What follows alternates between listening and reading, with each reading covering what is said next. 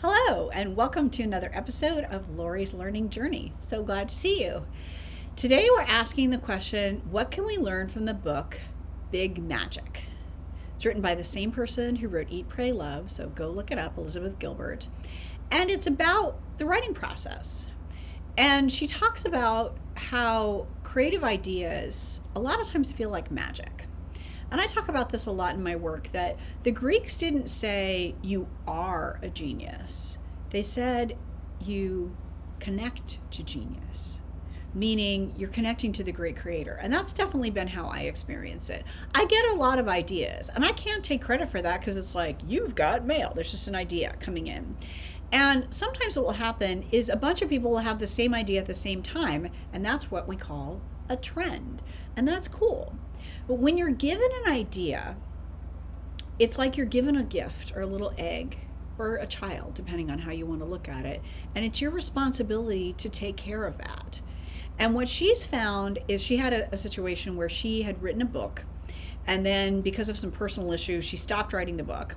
And she went to a writer's conference and met another writer who she adored. And they had a big talk and they got to know each other. And so 6 months later, she's ready to write the book again. And all of a sudden, she can't write anything. She's like, nothing there. Got to open a fresh can. What am I going to do? So she calls her writer friend from the writer's conference and to try to get some advice. And the writer friend says, before you do, I have to tell you about this great new idea I have.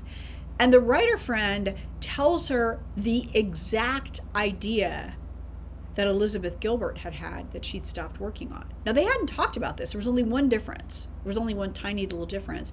And Elizabeth Gilbert said, I get what happened.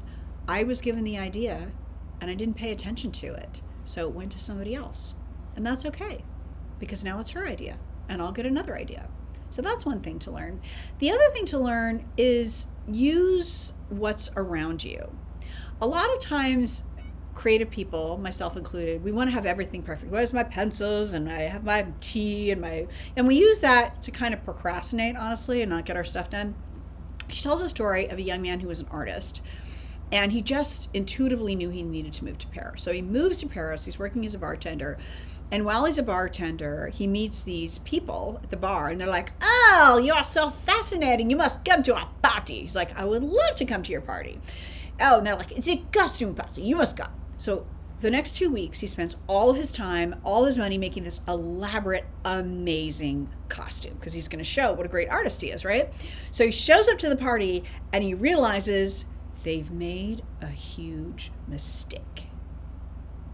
It's not a regular costume party, it's a Victorian costume party, and he's dressed as a lobster.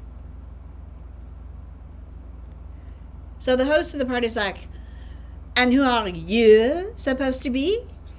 And he thinks on his feet and says, I'm the court lobster, ha-ha! And he becomes the hit of the party.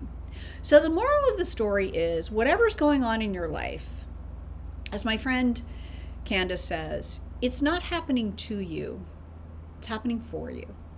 And even though it may be uncomfortable and horrible and sad, totally get that, totally honor that. If you ask yourself the question, how is this helping me? How could this help me? It might help you get through that terrible experience. I'd love to hear what you have to say.